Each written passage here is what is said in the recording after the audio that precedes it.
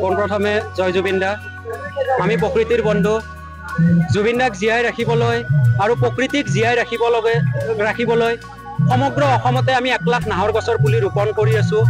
এই যাত্ৰাৰ আজি আমাৰ ৩৯ নম্বৰ দিনটো আৰু এই ৩৯ দিনত আমি ৯০০ৰ অধিক গছপুলি ৰোপণ কৰিলোঁ।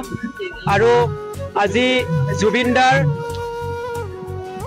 53 সংখ্যক জন্ম উৎসৱ আৰু জুবিন দা বিহীন আজি প্ৰথমটো জন্ম উৎসৱ।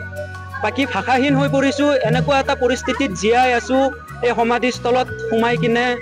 মানে কি ক'ম আৰু, জুবিন দা সদায় আমাৰ মাজত অমৰ হৈ থাকিব লাগিব। 1 লাখ গছৰ পুলি আমি ৰোপণ কৰিম সমগ্ৰ অসমতে। আমি লোৱাৰ আছাম কভাৰ কৰিলোঁ, এতিয়া আমি আপাৰ আছামলৈ গৈ আছোঁ আজি জুবিন দাৰ আশীৰ্বাদ লৈ। মোৰ নাম পংকজ ডেকা আৰু মোৰ ঘৰ নলবাৰী তন্ত্ৰ শংকৰা। তেখেতৰ নাম মহাদেৱ ব্ৰহ্ম, তেখেতৰ ঘৰ বৰমা নলবাৰী।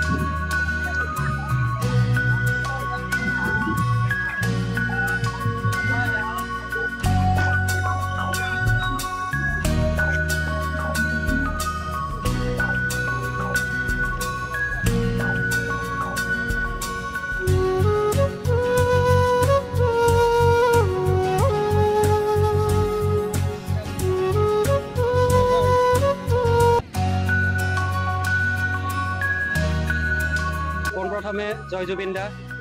আমি প্ৰকৃতিৰ বন্ধু। জুবিন দাক জীয়াই ৰাখিবলৈ আৰু প্ৰকৃতিক জীয়াই ৰাখিবলৈ সমগ্ৰ অসমতে আমি 1 লাখ নাহৰ গছৰ পুলি ৰোপণ কৰি আছোঁ।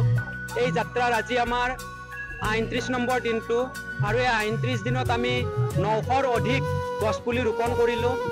আৰু আজি জুবিন দাৰ 53 সংখ্যক জন্ম উৎসৱ আৰু জুবিন দা বিহীন আজি প্ৰথমটো জন্ম উৎসৱ। বাকী ভাষাহীন হৈ পৰিছোঁ। এনেকুৱা এটা পৰিস্থিতিত জীয়াই আছোঁ এই সমাধিস্থলত সোমাই কিনে। মানে কি ক'ম আৰু, জুবিন দা সদায় আমাৰ মাজত অমৰ হৈ থাকিব লাগিব। 1 লাখ গছৰ পুলি আমি ৰোপণ কৰিম সমগ্ৰ অসমতে। আমি লোৱাৰ আছাম কভাৰ কৰিলোঁ, এতিয়া আমি আপাৰ আছামলৈ গৈ আছোঁ আজি জুবিন দাৰ আশীৰ্বাদ লৈ। মোৰ নাম পংকজ ডেকা আৰু মোৰ ঘৰ নলবাৰী তন্ত্ৰ শংকৰা। তেখেতৰ নাম মহাদেৱ ব্ৰহ্ম, তেখেতৰ ঘৰ বৰমা নলবাৰী। আসাম টক্স আপোচবিহীন অসম কণ্ঠ।